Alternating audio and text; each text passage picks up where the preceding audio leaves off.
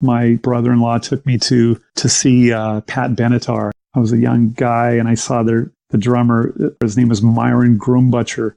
He was kind of a wild drummer that was very animated and interesting, He had a presence about him that was exciting. And I guess that was maybe the spark to maybe try to get into drumming in a more serious way. When I saw that guy, I thought, yeah, this seems neat. I want to kind of try that out.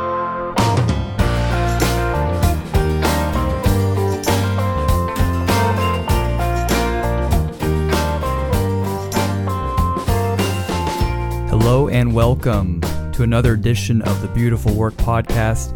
I am your host, Dan Krikorian. Each episode we feature a special guest from all walks of life, and we ask them to explore the ins and outs, the ups and downs, the trials and the triumphs of their chosen field. Writers, musicians, coaches, business owners, athletes, and everything in between. We peel back the curtain to hear their stories, to walk their paths, to find out how they breathe life into their beautiful work.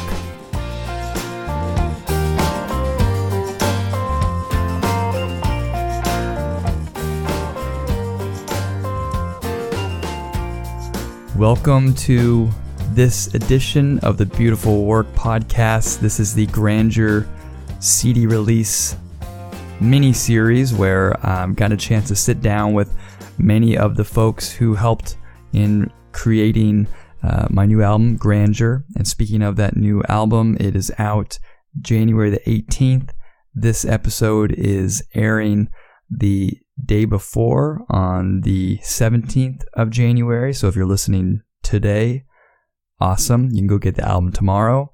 If you're listening to this some other time, the album is already out and you can go and download it on iTunes. But today's guest is a very, very special guest, has been monumentally important to everything I've done and been able to do music-wise. That is Shawn Nourse.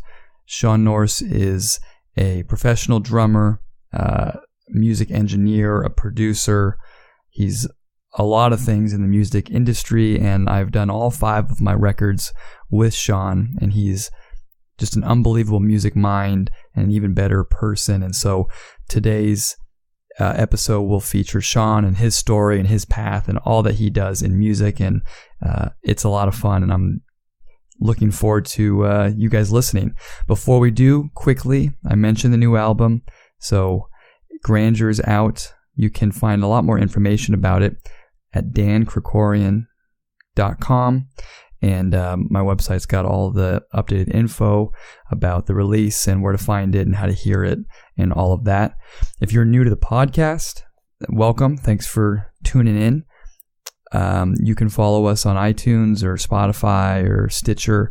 And if you've been enjoying the podcast series, always helpful if you could pass it along to someone you know, and think about leaving maybe a comment or a like on one of those platforms, as it helps more people to find it. That's it. Please consider checking out the album and the podcast. And if you're here for the first time and just want to listen to Shawn's story, well, that's just fine too. And excited to have you. So without further ado, let's get to the show.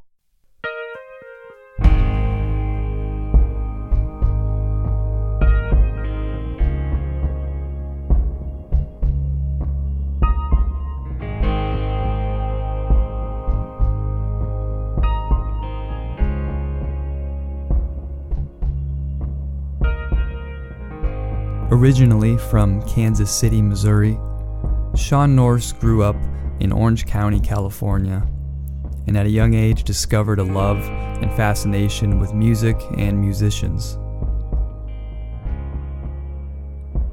It was his early experiences, seeing and hearing neighbors' garage band rehearsals and attending concerts, that he gravitated toward a life and career in music. Shawn works as a professional music creator, producer, and drummer, and has operated a successful recording studio since 1998 called Nourse by Northwest Studios in Los Angeles.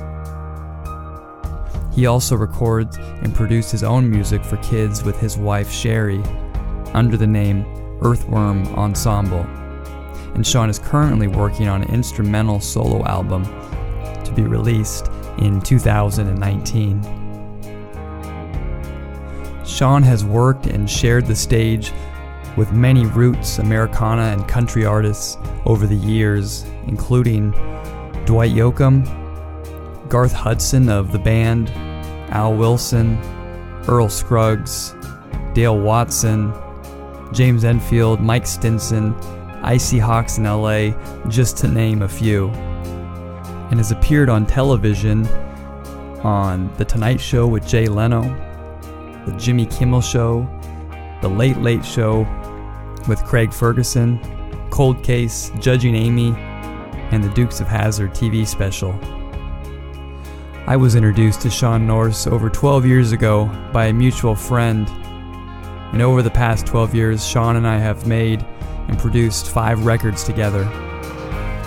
Easily one of the best investments I've made in my career is the time and effort I've spent making music with Shawn. Shawn is here today to share his life in music, running a business, and what makes great musicians so great.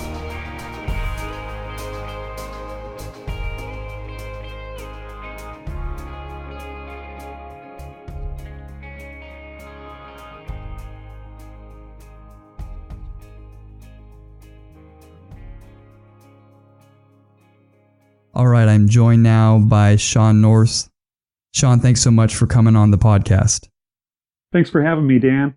I didn't know, and I don't know why I've never asked you this, we've never talked about it, but I didn't know that you were originally from Kansas City, Missouri. Oh, you didn't know that? Okay. Yeah, maybe I don't tell that to many people. So you're born there, and how long were you in Kansas City before you came out to Orange County? Well, I came out to Orange County when I was a youngster. I was very young, maybe 3-ish. So I don't remember much about Kansas City. My mother and my father thought it was time to come out to California. He had a job opportunity out here, and they were tired of being, in the snow every year, and so it was something that they decided to do, and we made a life of in California. My grandparents lived out here, ahead of time, and so we had somewhere to go. Got it. And so you guys moved to Orange County, and in what part of Orange County? Yeah, I think we moved to La Palma first. We lived in La Palma. And I think Cerritos after that. We lived in Cerritos for a little while, and then Buena Park. Kind of moved around a little bit. And then ultimately I ended up in Anaheim for most of my young years. Okay. Yeah. And at some point in your youth in Orange County is when you bumped into our good friend Bob Bolding. Yeah, in Orange County, playing in some cover bands, and hooked up. Met Bob through the Cram Brothers band, which was a South Orange County cover band. A couple of brothers that used to play around the beach areas down there, and that's how I met Bob. Yeah. Okay.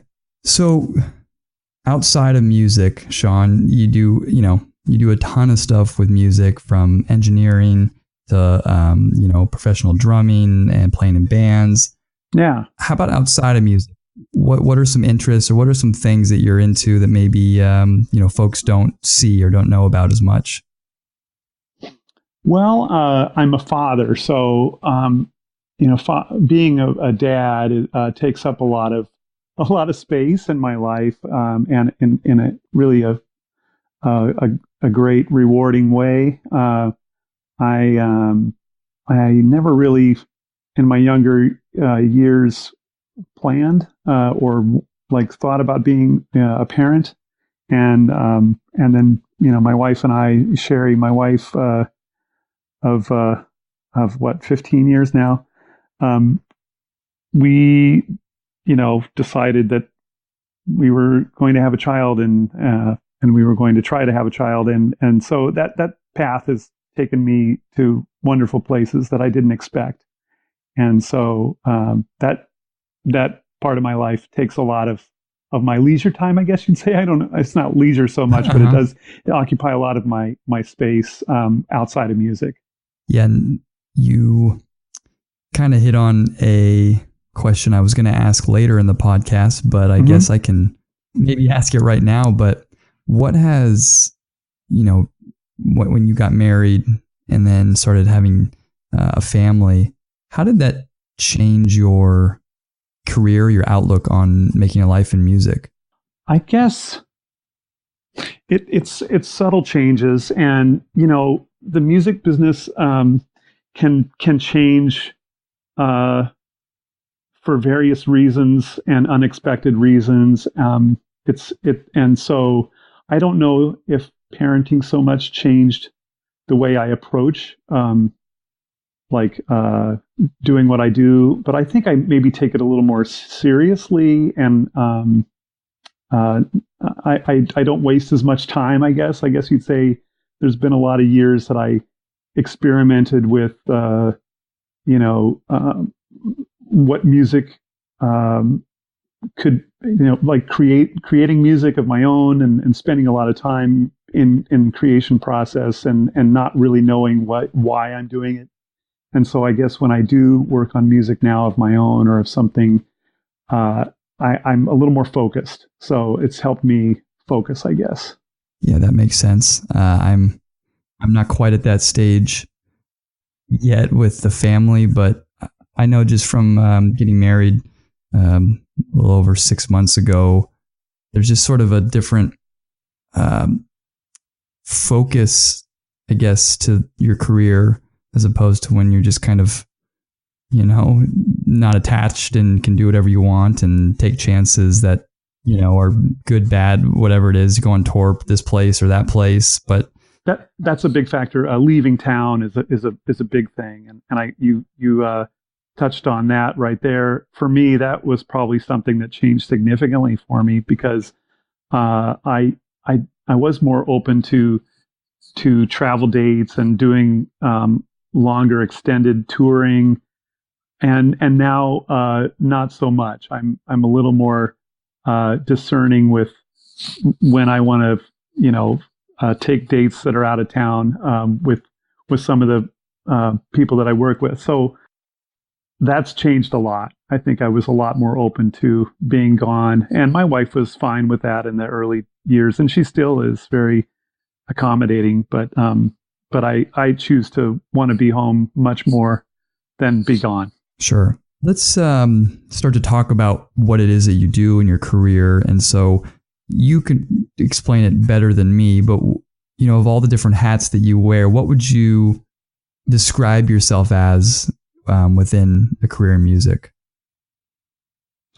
Well, I'm a studio owner and operator, so I've had a pretty successful run at just being an entrepreneur in that regard. Just having a studio and operating it and facilitating recordings for people who are like yourself, that are looking to make an album, or even some people coming in to just do some tracking of one type or another, whether it be me doing drum tracks or just tracking stuff here in the studio and then taking it elsewhere for different scenarios of that, of making music. So I guess that's my kind of main job that I do most of, is facilitating and recording in the studio that I own and operate, it's a home studio. And then I also am a freelance drummer, and I play gigs anywhere from like a nightclub type gig around town, and I play in a couple of tribute groups, where I do a little bit of traveling. I just went to Texas and played a couple shows in Fredericksburg with a Beach Boys tribute band, which is fun because I love the material of the Beach Boys material, and they're a bunch of great guys and really great musicians. So it's fun to play that stuff. So I guess my job is all those things combined. It's kind of a mixture of those things.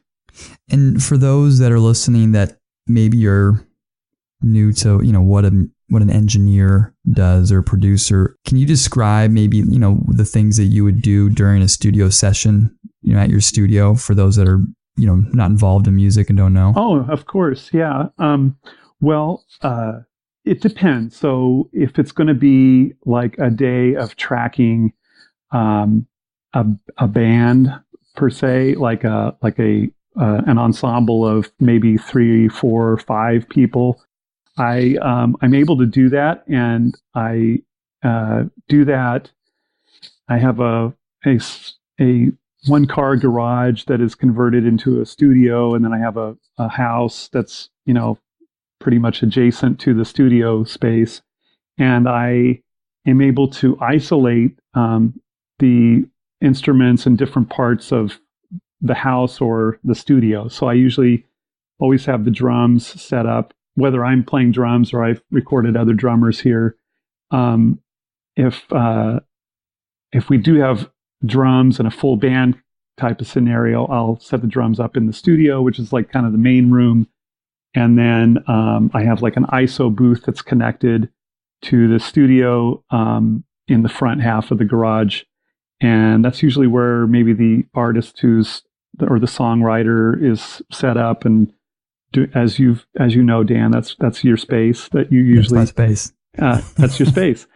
And so that's it's a little space that I can isolate the guitar and vocal in that area, and then the living room. Sometimes I'll put a guitar amp in the living room, or sometimes there'll be an upright bass player if they're playing that, or any. I've had all kinds of different musicians. A piano player. I have an upright piano in the living room, so sometimes we've mic'd up the piano and gone that route.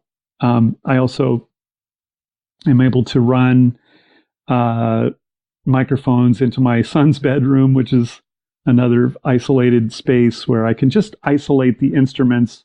So when they go down on the recording, we are all playing together, or the band is playing together, but I am able to have the isolated tracks to manipulate later in the mixing or overdubbing process.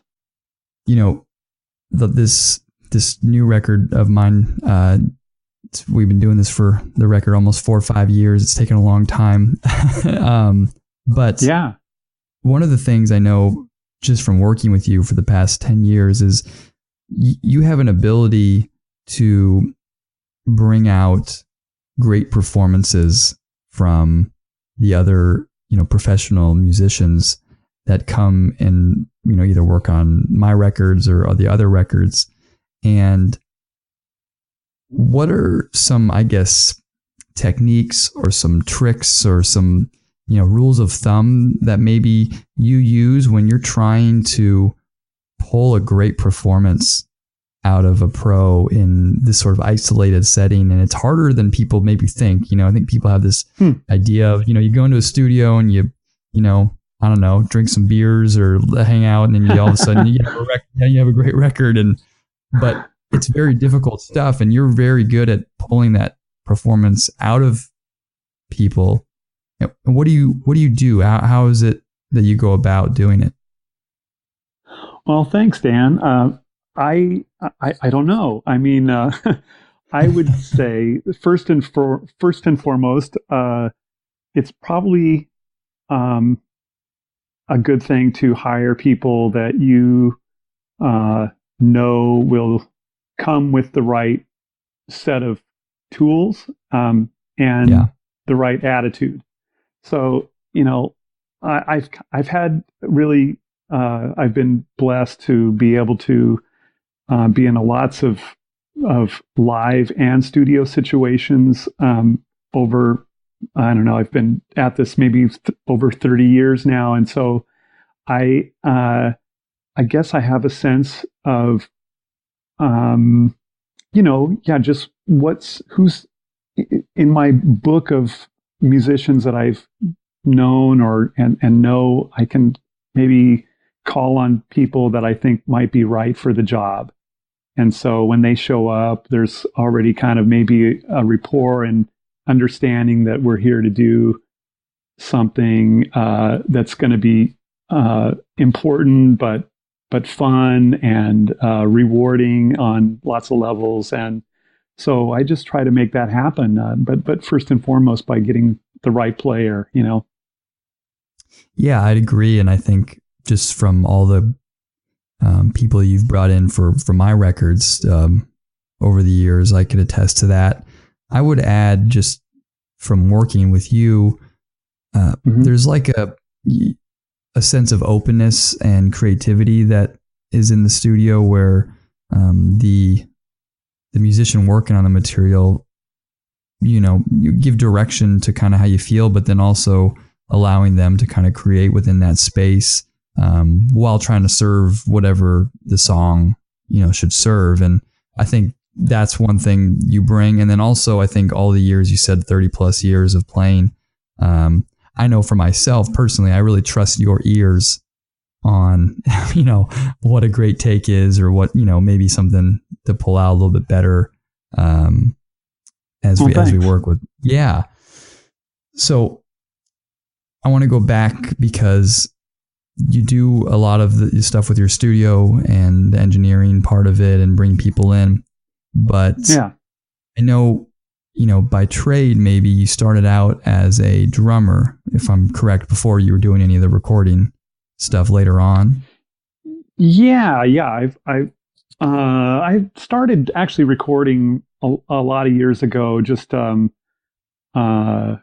mainly as a practice for drumming. When I was living at home with my parents in Orange County, I lived in Anaheim, and I had a kind of a semi-studio set up at my parents' house, and I was able to record. I had friends that came over, and I had a little 4-track, tape recorder machine.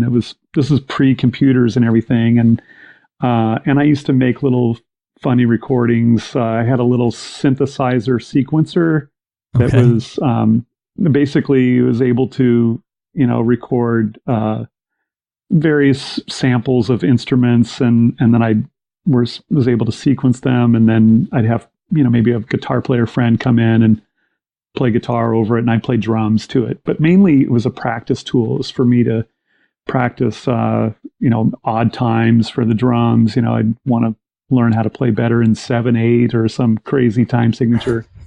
And so it was really about that. But then I enjoyed the process of miking an amp, and mostly instrumental music, though I never really did much with vocalists or anything like that until I had a space years later in the Valley. And why the drums? Why not guitar or singing, or what led you to the drums? Yeah. Well, I guess I don't know. It was guitar at first. I think guitar was maybe a little too tedious, hurt my fingers. I was kind of more frustrated by guitar early, and then at some point, my brother-in-law took me to see Pat Benatar. I think it was, a concert in Los Angeles, and I was a young guy, and I saw the drummer that played with Pat Benatar. His name was Myron Grumbutcher, and he was kind of a wild drummer that was very animated, and he used to dance around the stage and kind of jump off his drum stool, and he was really fun to watch. I thought, man, this guy's really interesting, and his drum parts weren't anything too spectacular or special, but he had a presence about him that was exciting, and I think I guess that was maybe the spark to maybe try to get into drumming in a more serious way. I think when I was really little, I had a toy drum kit that I played around on, but when I saw that guy, I thought, yeah, this seems neat. I want to kind of try that out. Yeah, and it's interesting because I think everybody has a story of seeing somebody on stage, and it's just funny who people are drawn to, whether it's the lead guitarist and somebody wants to go home and practice those riffs, or somebody, if it's a great song and you want to go home and write that. And that's right. It's funny. I've always had this secret desire to want to be a drummer, but I just really, yeah, I don't have the space or a drum set, so I end up just picking up the guitar. But I've always thought it's so impactful in a band. And leading to my next question, what do you feel like the drummer's role is in a live performance or a band? Yeah. Oh, that's a good question. That's a very wide question too, Sure. because depending on the type of music that drummers involved in, I'll tell you my experience. Early when I was taking drum lessons, I had a great teacher who used to take me to what these things were called were rehearsal bands, and they were big band jazz bands, and they were mostly retired guys that grew up or came up playing music in the 40s and 50s, and they were all old retired guys that got together every week, and they had a book of tunes, like classic dance band tunes, like stuff that Benny Goodman might play, or Woody Herman, or Count Basie Orchestra, those type of songs. And my teacher used to bring me to these rehearsals, and he'd say, okay, this one's called, String Pearls, and it's, pretty straight ahead, and sit in and read the chart. It was a lesson in reading a dance band chart. And so the drums in that kind of setting were kind of featured in a big band, style. It was kind of it was an exciting instrument to play in that format, because you were part of your job as the drummer was to keep time. Like that's a typical job of the drummer, but also an important thing was to set up figures.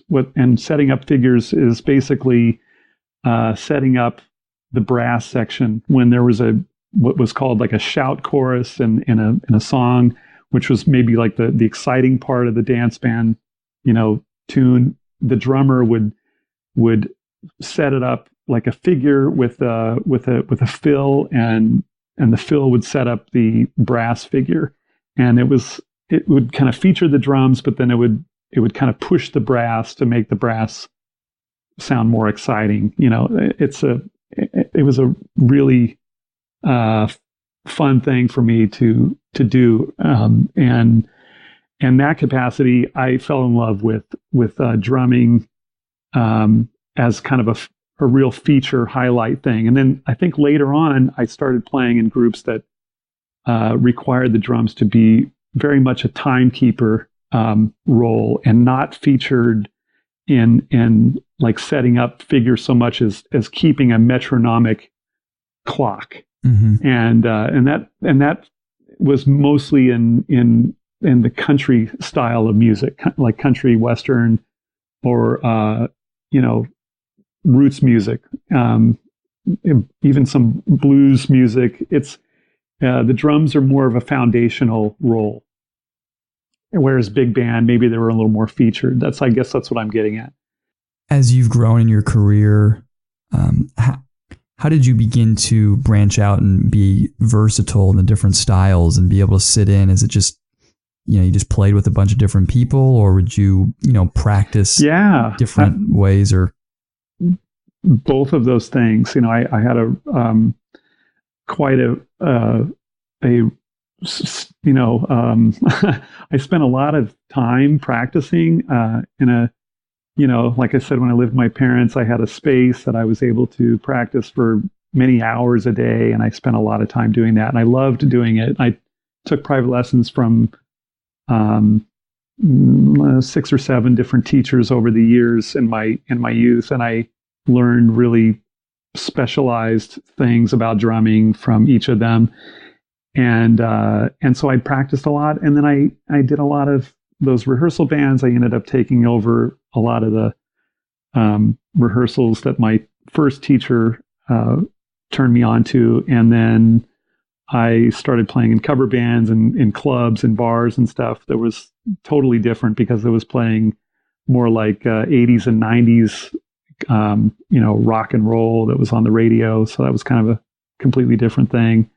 And so, yeah, playing with people and practicing it was my whole life. It was all I thought about. It was all I wanted to do, Now, I know you got the gig playing for a while with Dwight Yoakam. Yeah. Would you consider that to be kind of, one of the bigger breaks in your career that kind of led to more stuff, or did something come before that you thought? I think that was definitely a big break for me. Probably my biggest break. I mean, I made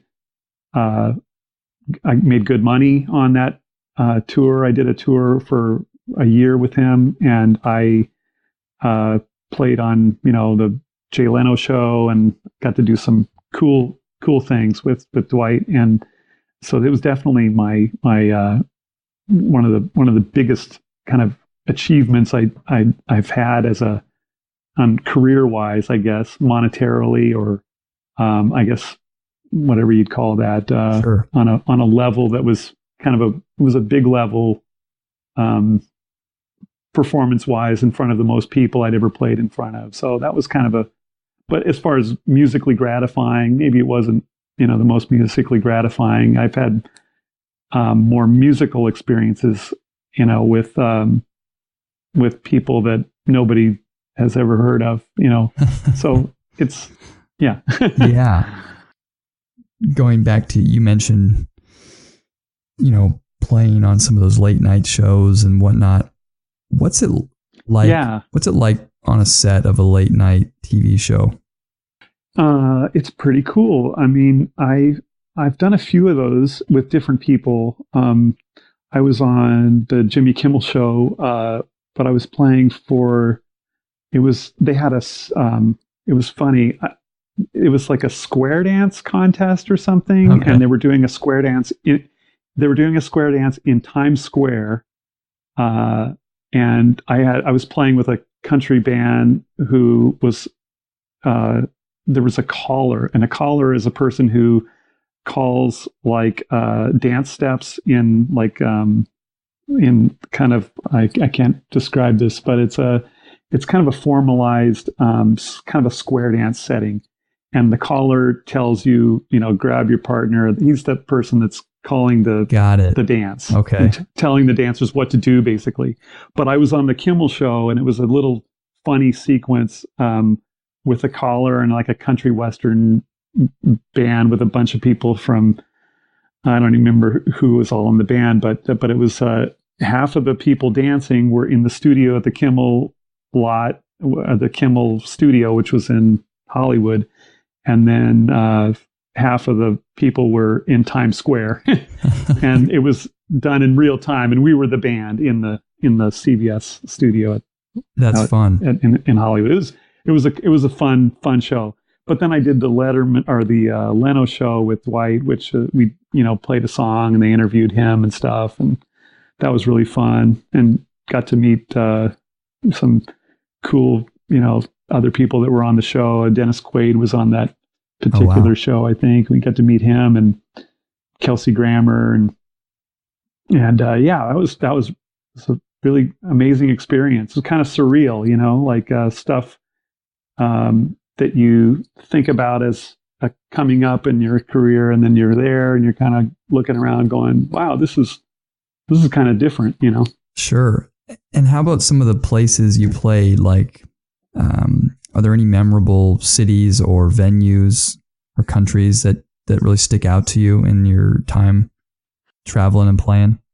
Yeah. I went over to Kosovo and Bosnia. Wow. And played with a guy over there doing country stuff, his own original music, and we played on military bases, and we played for American troops over there, but we got to tour around Sarajevo and Kosovo, and see the this was in the early 2000s, probably 2003 or 4. and got to see what had happened there, and got told the story about the war that happened there and all the grave sites, and it was very overwhelming and Wow. quite a intense experience to learn all of that, but then be over there because music took me over there. It was pretty fascinating. That sounds like it would be a highlight for sure, but also just what an eye-opening experience as well to be over there. Very eye-opening, yeah. I did a few of those. I went to Okinawa as well and played on there. There's a massive American military base on Okinawa, and I played there as well, and got to go to Japan, and that was very interesting. And music took me there, and I think those were probably the most maybe memorable places that I've performed.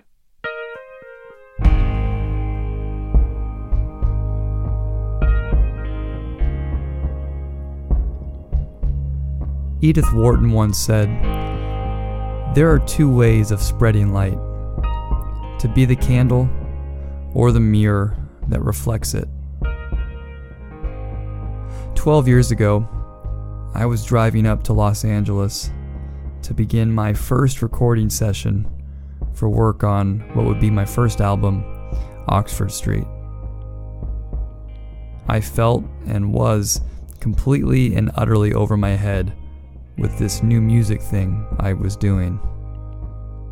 I had compiled a group of songs that I was passionate about, but I had no idea what was going on or how on earth to be a musician. As I nervously strummed my guitar and tried to learn how to play to a click track in the studio, Shawn Nourse patiently and openly encouraged me onward, insisting there was something good at the heart of the songs. When I look back at the 12 years and now 5 albums that Shawn and I have worked together on, I've learned so many things from him: how to be a professional, how to approach each session with openness, and how to do what's best for the song.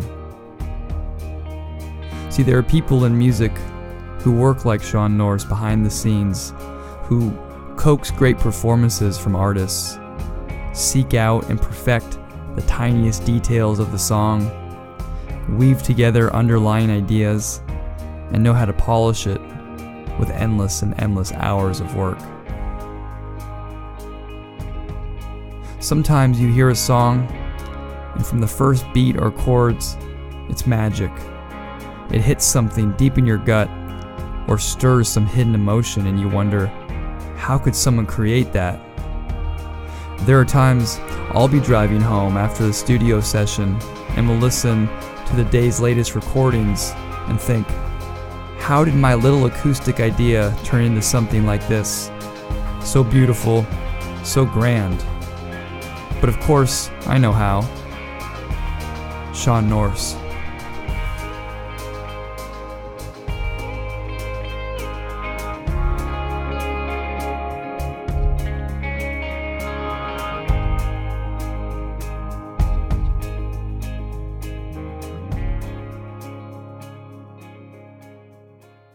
Did you ever think at any point of changing your career or doing something different? Yeah, I have considered that. The thing is, I haven't had too much of those ideas lately, but there have been times where I've kind of, thought, well, maybe I need to have a more stable or steady source of income. Mostly it had to do with that. Mm-hmm. And that was maybe around the time when my son was being born, and I went through a time where I was just questioning whether it was something that I could do. Could I pull off being a musician and a father, and provide for a family and with music only? And so I did for a short time. A friend of mine got me a quote unquote straight job. Uh-huh. And I hadn't really done that in many years. So I didn't have a lot of qualifications, but he worked at a property management company, and he got me in an office, and I was doing some filing work, and it was okay. I got to work with him. He's a good buddy musician of mine, but that was the only time that I guess I kind of freaked out, I guess you'd say, Yeah. and thought, this is a little scary. I think I got to, have some steady income. But that lasted about 6 months, and then I got a tour or something, and I split, and I had to do the tour, and I went and I did okay, and I came back, and I said, this is what I do. I put some money in the bank, and there'll be slow times, but then there'll be times that make up for that. So it all works out in the long run.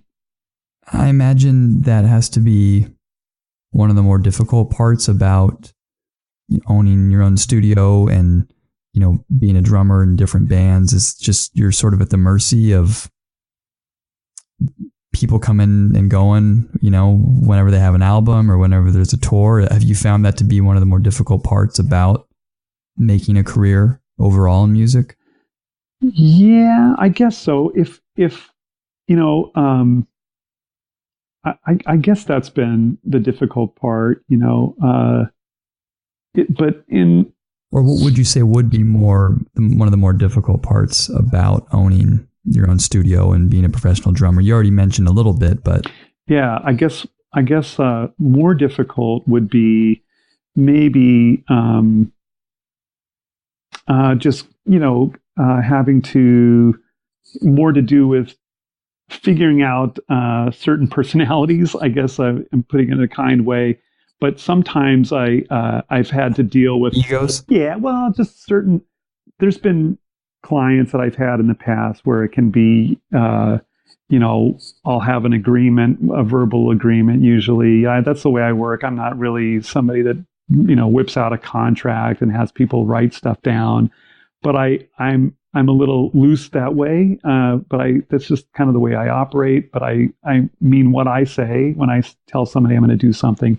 And so I've had issues with having a verbal agreement and then people maybe not following through with the agreement that I had with someone. And so that part of it, I think, has been the most difficult because it's maybe in other industries, I'm sure it is as well. But, sometimes in the music industry, people assume that,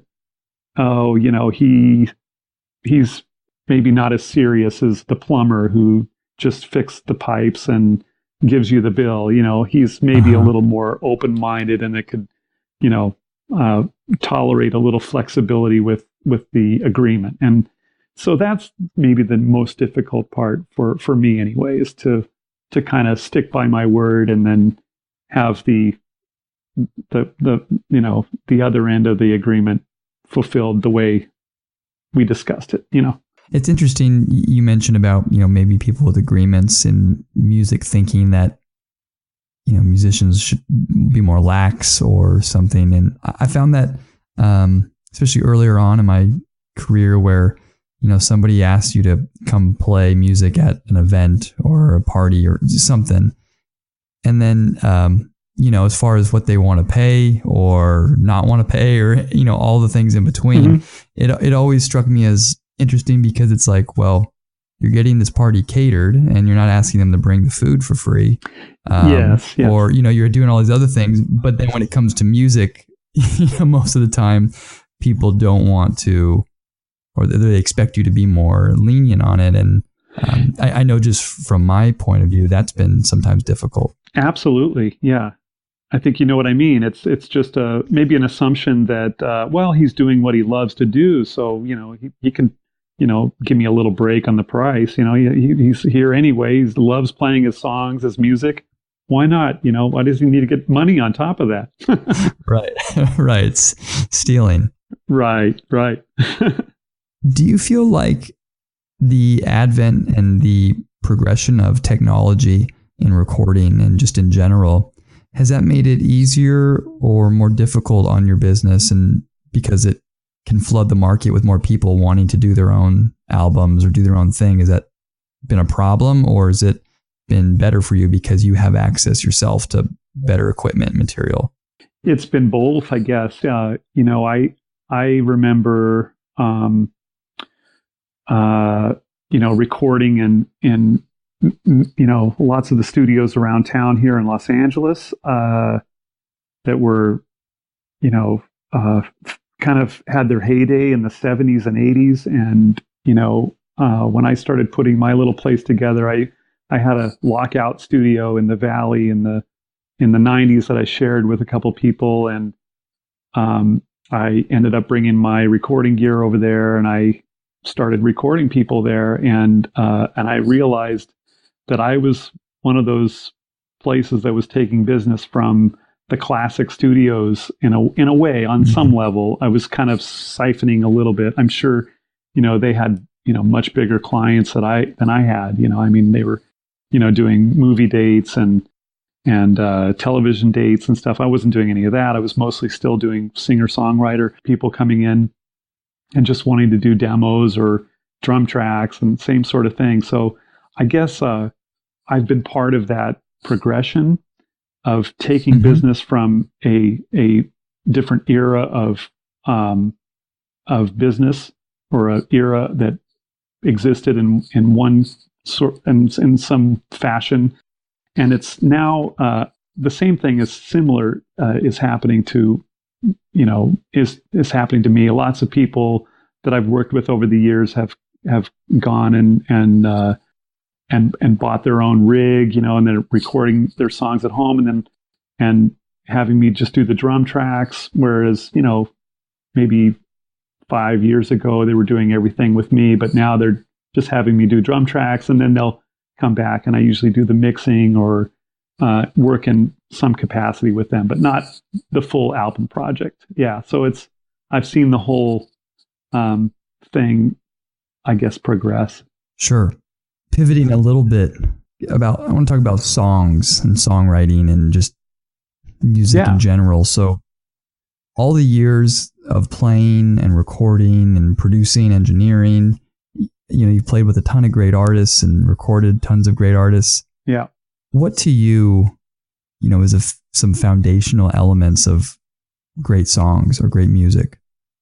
Well, I think primarily for me, what comes across immediately is when hear honesty in whatever is being. If there's a song that somebody comes in the studio and somebody plays me something and they wrote it, and if it feels like they're completely owning what they're singing and playing, that comes across probably most to me. I'm not so much one to dissect lyrics or even chord progressions or grooves but I do sense a sincerity. If somebody's playing something that's just from their soul in a really with conviction and just sincerity, I buy that. So that to me is exciting, and I say this. I'm into this. Yeah, I want to hear more. Do you think that depending on what instrument somebody plays or what part they are in the band, do you think that affects their thinking on songs and songwriting? Like as a drummer, do you? Oh, yeah, I absolutely think that. Yeah, I think it gives them. Usually, it gives them a vantage point. I assume that people. For me anyway, I don't sit around and play the guitar and write songs so much. I mean, my songwriting is like right now I'm working on music that is mostly computer based, and it's I have a kind of an odd approach of writing. I start with just very abstract ideas, and I like to develop the idea in a really slow fashion. So I'm not like sitting down with a guitar or even the drums and making a groove and then building on top of that. I'm kind of building from an abstract synthesizer sound or something, and I'll build something that hopefully progresses into something more interesting. Okay. But I think, yeah, what you're saying is vantage points from maybe if the bass player has his own take on songwriting, and my own perspective is I'm limited in my musical abilities on instruments like guitar or chordal instruments. So I come up with tricky ways of creating songs where I don't need so much technique. I just need maybe my taste and my ear, and just I follow what interests me, and so I go with that. Okay. Yeah, and so outside of your studio and drumming, I know that you just mentioned it, working on some of your own stuff, but then you've also put out stuff with the Earthworm Ensemble. And can you talk a little bit about that? Yeah, sure. My wife and I, we are part of a group that we put together with friends of ours, Paul and Victoria, and Denny Moynihan, and so we have a couple of albums of children's music under the name Earthworm Ensemble, and we initially started writing songs for our son. When our son was really little, Sherry would sing little funny songs to Nolan, and I thought, we should record some of this stuff just for kicks. And so I did that, and it kind of developed into a band. And then, we made an album, and then I brought in a bunch of people that I thought would be good for the different types of songs that we had. We had some that were kind of country, kind of, some was like a rap song on there. There was kind of some rockers. And so we brought in different friends that kind of added to the eclectic aspects of making a kids album. You can kind of be all over the map with a kids album. There's no rules. Sure. It's fun that way. And are you currently working on another album with that, or is that on the shelf for now? It's kind of on the shelf for now. Yeah, we have a few songs that aren't really completely developed, so not really doing much with that right now. But we put our last Earthworm Ensemble record was put out in 2016, I think. So it's been a couple of years. Okay. If somebody were to want to begin a career in music, whether it be a professional musician, studio musician, or any of the various jobs that are within the music industry, what are some skills or some traits that you think that person should have in their kind of toolkit that would, lead them to success in some form or fashion? Wow. I guess it depends on really what side of the music industry they wanted to get into. As a performer, as a musician, like doing studio work, you really need to be skilled as a player and be able to pull off making music that maybe sometimes you don't even want to involve yourself in. Sometimes you're required to play things that you're kind of against in a way, like you are required to play some things that the client wants you to play, but you're not hearing. You have to kind of leave your opinions sometimes as a side musician at the door. You have to leave your ego, they say, just kind of do what's required for the music, even if you're not hearing it a certain way, but you have to bring something to it anyway, you have to bring a spirit to it, even if you're not excited about it. So that's a challenging thing. I'd say that if you're really good at that, then you could be a really good studio musician. But as far as like a studio owner, I think that's a kind of a different bag. You have to, you have to have equipment. You have to know how to operate the equipment.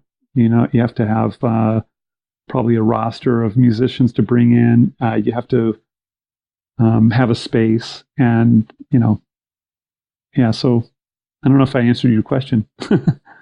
No, you are definitely, and you kind of are on both sides of those things because you're your own studio owner. And so you have that business background and you have that, roster of people you bring in, and you have that side of it. But then you also are, a drummer for hire, a professional studio drummer as well. So I think one of the things that I've really respected about all of the players you've always helped bring in for my records, there's a real professionalism with all of them, and to where, not only are they just fantastic players and they can play various styles, the drop of a hat, but there's kind of like a humbleness about, at least, most of them, and the really good ones, they're not all about, hey, I want to show you how great I am, but they want to serve the song. And they're willing to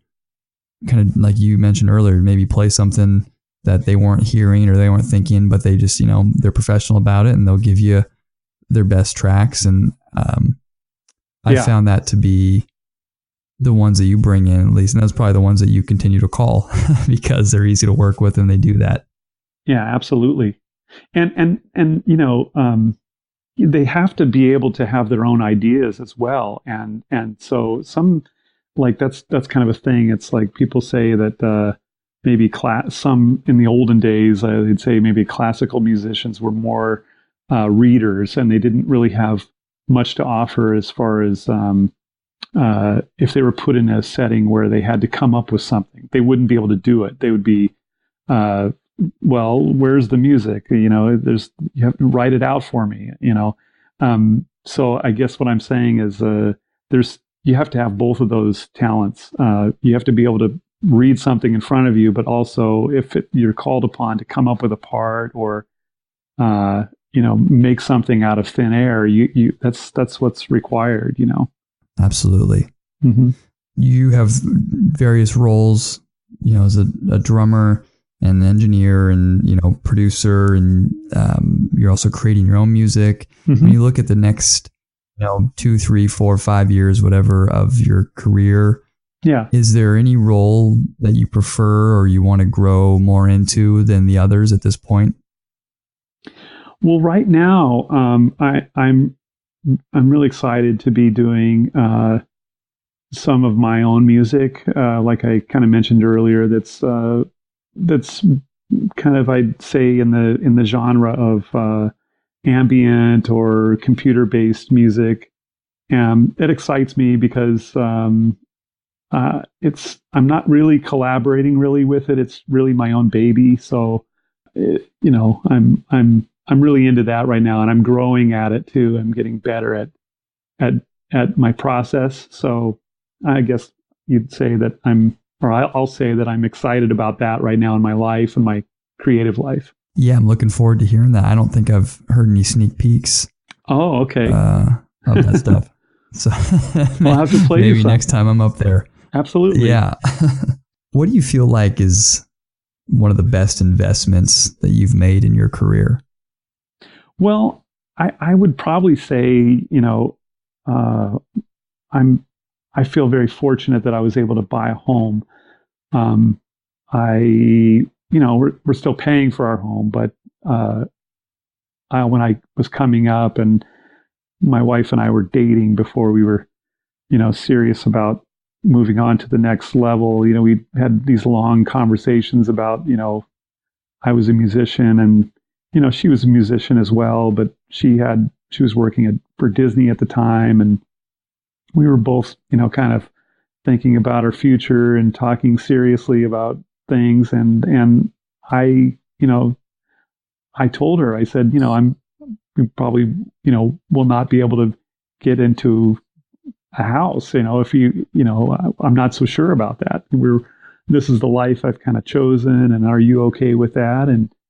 And she said, absolutely. I love you for who you are. And so, I never, in my early life, coming up as a player and stuff, I was under the assumption that I'd be kind of, renting. And so, and most of my friends at the time were renters. And so I thought that's just kind of was my path. I didn't really, I didn't realize at some point that I might have the opportunity to get into a home. So I guess that's, as far as an investment, that I feel fortunate that I was able to get into a home. Yeah, and then turn that, like you said, into where your place of work as well, and it's a great setup that you got. Absolutely. Well, thanks. Yeah, and that's another thing. I was a renter for my studio space in the Valley for many years, and so it was my dream to have a garage type space that I could make, have my own, that I wasn't going to share with anybody. It was literally my own studio. And so that came to pass, and that's exciting. And I feel extremely happy about that. Are there any books that are on your shelf right now, or, that you always refer back to that have made an impact on you just personally?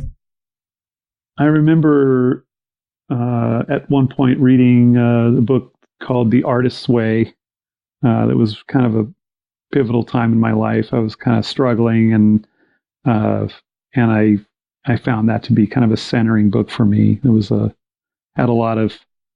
I remember there was a workbook that came with. There was two books. I think it was An Artist's Way, and there was An Artist's Way workbook. And I remember going through the workbook and answering a bunch of, there were questions, and kind of sorting out my thoughts about being a creative person and what that means. And I think that book was really kind of probably pivotal at that time in my life for me. Yeah, I'll have to check that out. That sounds like something that would be good to refer to myself.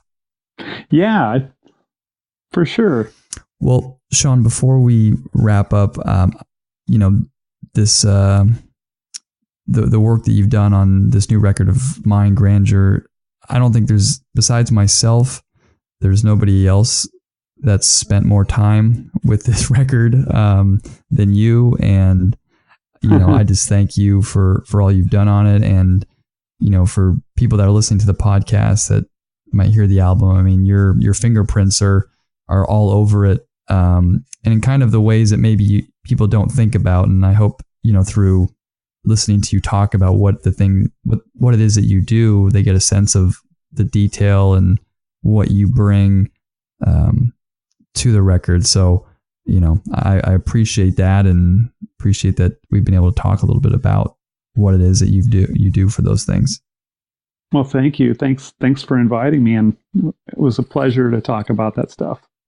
Shawn, before we go, any place that people that want to find your studio or your music, that they can find you online? I have a Twitter account. I have a Facebook account. Okay. Yeah. So you could find me on Facebook, I guess. Shawn Nourse on Facebook. Perfect. Well, before we go, I'll leave you with the last words, or is there anything else before we go? I appreciate you reaching out to me about doing an interview. I've never done an interview, so I hope I didn't ramble on too much. You were great. This was fascinating. Oh, thanks. I'm glad. Thank you, Shawn, and we will talk to you soon. Thanks, Dan. Well, that was a lot of fun to sit down with Shawn, who has done so much for my career, and we thank him for taking the time to share his thoughts about a number of different things having to do with music and business and life. So please make sure you can find and follow Shawn.